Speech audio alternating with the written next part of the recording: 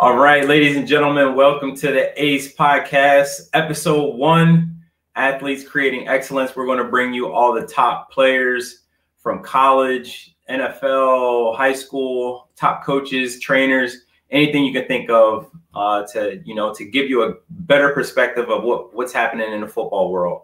So today, my guest is my guy, Anthony Russo, former Temple quarterback, former Archbishop Wood quarterback, and current Michigan State quarterback. How you doing today, bro? I'm doing great, man. How are you? I'm good. Hey, that picture in the back is fire. That's a good one. That's a good one right there. And we got to talk about it. So it's all Philly guys, right? So it's me, Brandon Mack right here, and Karamo Diabate, all Philly guys, which is cool. And we were playing ECU, East Carolina, on Thursday night, blackout crowd, electric atmosphere. We ended up winning the game, which was big for us, but that whole atmosphere was awesome. There's actually this middle parts open because one of our captains got targeting in the second half of the game before, so he couldn't come out. So he used to always see this picture in my room and be like, bro, I can't believe you got that framed. Like, I didn't get to walk out with you guys, all this stuff. But you just got to take a marker and draw his number. Throw him in. Yeah, that's what he said. He's like, I got to cut myself out and put it on that picture or something. But, no, I mean, it was too cool of a pick to not get framed. That is cool. I mean, you got Brandon Mack. Just quick. Brandon Mack is I met him, I think he was going into his sophomore junior season, as a quarterback. So we started training as a quarterback, and he gave that a quick run and did very well playing for Cheltenham High School. Shout out to Coach Gore, who's now the new head coach over there. But he actually played quarterback and receiver going into his senior year, which was pretty cool. And that helped him a lot with his recruiting. So speaking of, tell us about your experience. We'll go back, but right now let's go into your experience, going into college. Like you had a pretty unique path going into or getting recruited by Temple University. So tell us about that. So I started my first year was my junior year at Wood. And not many people know. I know you know because you were there with us. So we ran 2 tight ends, 2 wings, and a running back because people who aren't from the area don't know about how good our offensive line was. All 5 guys up front were first team All-State. Running back was 2-time state player of the year, went to Villanova. So we had that crazy good run game. So I wasn't throwing the ball much. And I know we've talked about it many, many times about, that year was all about, I don't know how many times I'm going to throw the ball. I got to make the most of every opportunity I get. And the play action was big for us. Had a lot of opportunities with that, but didn't get recruited too much my junior year because there wasn't a lot of throwing, that stuff. Ended up getting a few offers. My first one was from Bucknell, a small school in PA. My second one was from Rutgers, which is a place I fell in love with. Ended up committing there to Coach Kyle Flood, who then the next year, him and his staff got fired, which allowed me to, reopen my recruitment, kind of reevaluate some things. And Temple was kind of there from the beginning, recruiting me. Coach Matt Rule was there, who was a great, great head coach, who's with the Carolina Panthers now. And then I actually had the opportunity, too, for LSU to come in and recruit me pretty hard. They had their head coach, Les Miles, at the time, flew up. Hold on. We got to slow down a second. You can't just go, oh, yeah, Temple University, they started recruiting. I mean, they recruited me, and then LSU all of a sudden. So let's take a step back. All right, let's talk a little bit about the recruiting scene. So you're going to have quarterbacks watching this. So we're going to touch on a couple things. One, you said that you weren't really highly recruited, even though you were one of the best quarterbacks to come out of the area, because of your offense. So with that being said, what do you think was able to help you to get recruited? And all it takes is for one team to say, yes, we want you. So you had those, you had a couple, but you had teams that wanted you. What do you think put you into that position? Yeah, I think, as a quarterback, everyone thinks you got to throw for all these yards, throw all these touchdowns to get recruited, but that's not really it. Coaches evaluate everything. When coaches come to games or coaches saw me on film, I was always carrying out my run fakes as hard as I could, trying to pull a defender with me to open up a run play, constantly being a leader, having command in the huddle. Coaches can see that presence out on the field and see that leadership. between drives, I was talking to my offensive line, talking to the wideouts, talking to our OC on the mic about, what was going on the next drive. Just coaches seeing all those things, that's the kind of quarterback that they want to have on their team, that leader, that guy that even when the ball's not in his hands, he's going to be playing hard. And I think that doing all those little things allowed me to get recruited, even when I wasn't throwing the ball too many times each game. And I think not many quarterbacks really think about that stuff. They all think about it's all about the stats and all that. But, you can show that you're a great quarterback in many other ways. And you didn't just come crowned as the starting quarterback for Archbishop Wood. Mm-hmm. So, I mean, some people know the story, but a lot of people don't. Yep. We all know it's only one quarterback on the field at a time. So you had a unique opportunity ahead of you, but you also had a unique challenge. You had a quarterback that was a starter for 2 years and actually won a state championship. Yeah. And you had to beat him out. So with that being said, you did win a state championship. I was fortunate enough that Coach Devlin brought me on staff for that year. It was pretty sweet to see all the talent that was at that school at that time. I mean, it was ridiculous. Yeah, it was crazy. It was.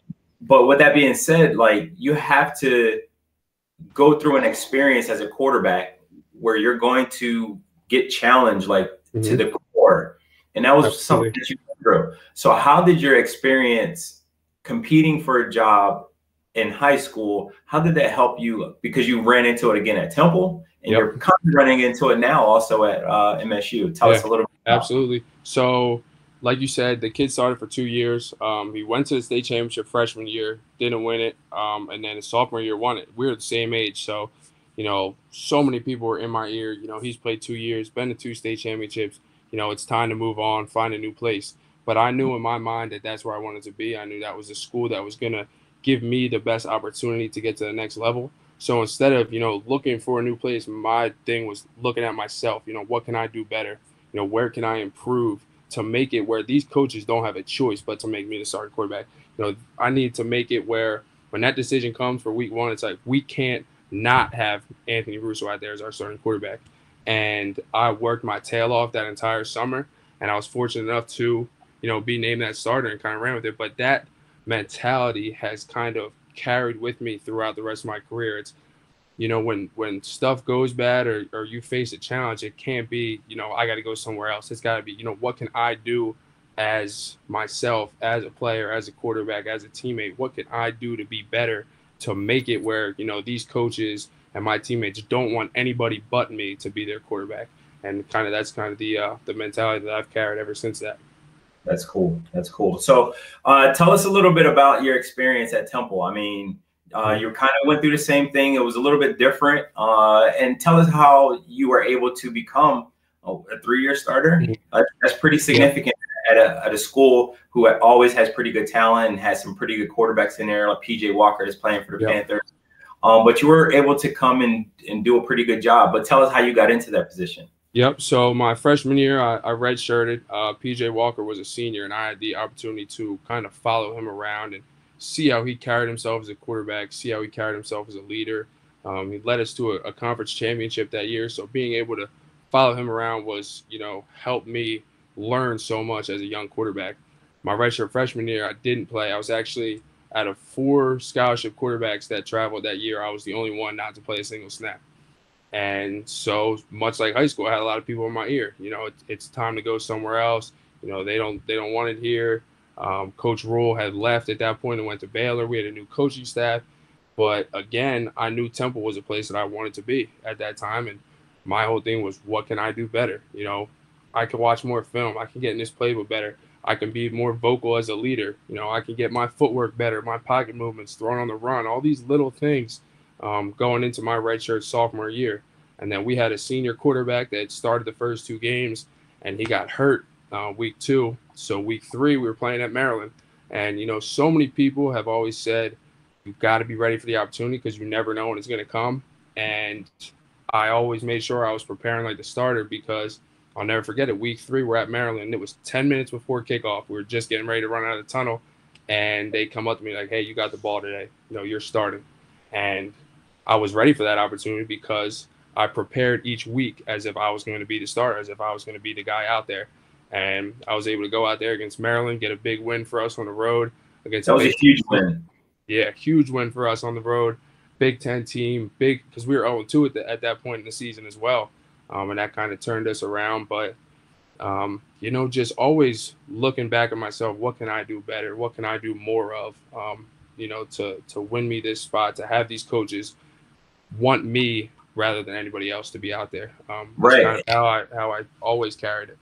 And I think that one piece of advice that you just said was like, you have to prepare every single day as if you're going to be the starter, because you really never know. And especially if it's only one guy that gets to play.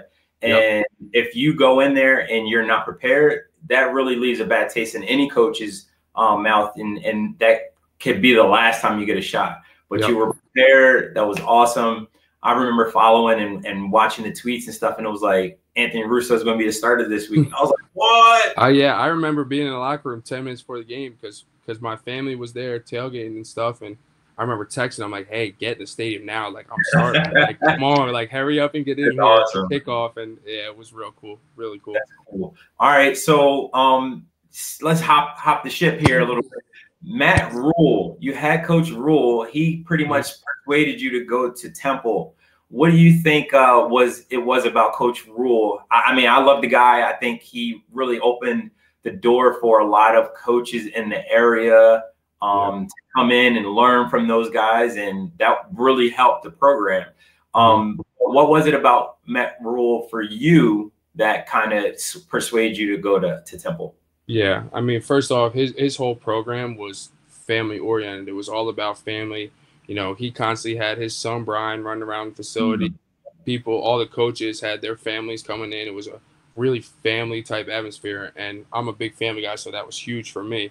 And then the other thing was his attention to detail was, you know, super, super important to him, and it made our team be super, you know, oriented with these small details. And he understood that, you know, the smallest details can be a difference between a win and a loss. And when you're playing tough opponents like we were week in and week out, you know, those small details are going to matter every single week. So he hounded about those. And he always had this one quote too that kind of stuck with me that I tell our people here at Michigan State is, champions do extra. You know, if you're going to do what everybody else is doing, you're going to be right where everybody else is at. If you want to be above and beyond everybody, you know, you have to go above and beyond. You have to do the extra work. And we were able to do a ton of extra work that year. Like I said, I learned from PJ, got to see all the extra work he did, and we ended the season as champions, which was huge. But his attention to detail and then just the family atmosphere and program that he ran was everything that I ever wanted. Man, it's crazy you say that. I mean, to hear you say that, but to witness it, every time I heard him bring the team up, he talked about, these are your brothers, take care of your brothers. I visited him when he was down in Baylor, the same thing. But not only that, think about his coaching staff right now. His coaching staff is made up of almost all Temple guys, not even the roster, his roster. Like his roster as well. Like, he really is a family guy. Like, those are guys that he, you know, treats like family. Colin Thompson's a guy that he brought into Temple from Florida and loved them, and now he's with the Panthers. Hassan Reddick, PJ Walker, the list goes on, because he knows and trusts these guys like family, and that's why he can trust them to come in, be a professional, and play at a high level. And I think that's, you know, you couldn't ask for a better relationship with a coach than a coach that's going to treat you like family. And they'll buy in and they'll create that atmosphere at the Panthers. That's why I think the Panthers are on their way. So, all right, tell us a little bit about your experience. All right, you were one of the top passers at Temple, right? But you came in kind of under recruited, but you were also able to showcase your skills at the famous Elite 11. All right, tell us a little bit about your experience. We'll have some young quarterbacks watching this. That'll be great, you know, to hear from you. Yeah, that was, you know, still to this day, one of the best experiences of my life, being able to go out there and, you know, hang out with all these guys. And it was funny when I went out there, I was committed to Rutgers, and, you know, kids would always ask, where are you committed? I said, Rutgers. Like, what's that? Like, nobody even knew what that was. It was a small school that just joined the Big 10, but Going out there, I think the biggest thing for me was being able to see these other quarterbacks, see, their footwork, their releases, and just learn from each other, watching their reps and seeing how they do different things. Right. So I'm going to cut you off. I want to know, right? Who did you see and you were like, yo, this dude is dope. I like his skill set is awesome. I want to try to take a little bit of his game and kind of mesh it into mine. Who did you see that really impressed you? Yeah, it was our first day out there. And I remember we had a little workout. All of our quarterbacks were warmed up, already into drills. And Shea Patterson, who went to Ole Miss, transferred to Michigan, he came a little bit late because of his flight, and he's warming up on the field. And that was the first time in my life I've ever seen someone just start throwing, and I had to, take a second, be like, man, that dude is really throwing it over there. Like, everything was tight spiral. He had this super quick release. His feet were just always where they needed to be, and it kind of took me back at first. I don't think I ever saw that dude throw a duck. Everything was tight, quick, super, super accurate. And we actually ended up rooming together, which was super cool. We were on the same 7-on-7 team out there at the Open. He lit it up. He lit it up. I remember. He did. The craziest thing was, so the first day of 7-on-7, we go 0-3, and we go back to the room, and we're talking. We're like, man, that wasn't good today. And he's like, you know what? I'm taking over tomorrow. I'm winning this damn thing. And I'm like, all right, man. Like, I don't even know if we scored a touchdown today. And he came out the next day and went lights out. Took us undefeated to the championship. We won it, and he ended up being the Elite 11 MVP. And I was like, wow, this dude's a little different. Awesome. Like, it was cool, man. It was cool. That's cool. All right, from one elite competition to another, my man, you just got the opportunity to go to the Peyton Manning Academy, or the Manning Passing Academy. Got to make sure I put some respect on that name. Peyton Manning is one of my favorites. He's the GOAT to me. I'm glad to see, you got some pictures on your Instagram. Yeah. Go ahead, throw your Instagram up there so people can hear it. Yeah, Instagram at Anthony_Russo15. Give me a follow. I'm public, but that doesn't mean you can check out the pictures and not follow. So make sure y'all follow, please. Hey, there we go. I got to throw a plug in there with the NIL now. You never know. Sir. Yes, sir. All right. So you went to the Manning Passing Camp. All the top passers that are in the country in college football were there. Tell us a little bit about your experience. Yeah, it was just like the Elite 11, such a cool experience. Being able to hang out with these guys you see all over ESPN and TV and playing on Saturdays, just being able to hang out with them as just regular guys was awesome. And then, of course, being able to hang out with Peyton and Eli every day, So the way it was set up is we were the college counselors. There was 1,200 kids down there. So we would coach 3 2-hour sessions a day, and then we'd have an 1.5-hour throwing session where Peyton and Eli actually ran us through drills, which was, one of the coolest experience in football that I've ever had. To have Peyton Manning literally chasing me out of the pocket during a drill was like unreal to even think. I'm sure he wasn't that fast though. So no. If I had gotten caught, then I'd be in trouble. But he just listening to how detailed they were. Like, he was talking about, pre-practice quarterback center exchange should be a full speed period. Pointing out mics, checking plays, different cadences. He said when you're doing time up with your running back, should be a full speed period. You got to treat that just like it's a game, because if you're going half speed through it, then you're not getting any better. And then the one day we had the opportunity to sit down in a meeting room, all of us college guys, and it was Peyton, Eli, and then Matt Nagy, the Chicago Bears head coach. And man, we were there for 45 minutes just asking questions about, off-season film routine, game week film routine, off-season workouts. We got to ask Matt Nagy, what do you look for in a rookie quarterback? What about the draft process? What's a big mistake you see by a rookie quarterback? All this stuff. I got 5.5 pages of notes from 45 minutes. Just all the knowledge that we got to learn from them was unreal. And then doing football all day, and then at nighttime just being able to hang out with Peyton and Eli, hear some of their stories, hang out with these other quarterbacks. It was a special experience, and I really enjoyed it. Yep. So, all right. So now you go into the Manning Passing Academy as Michigan State quarterback. So you had a decision to make. I mean, you graduated, and it was an opportunity to return to Temple or to see if something else was out there for you. What went into your decision to go to Michigan State? Yeah, so I had the opportunity when I was in the portal to, sit down over Zoom and talk to Coach Mel Tucker, the head coach. And, you know, one thing he really talked about was the family atmosphere. And I've never been away from home.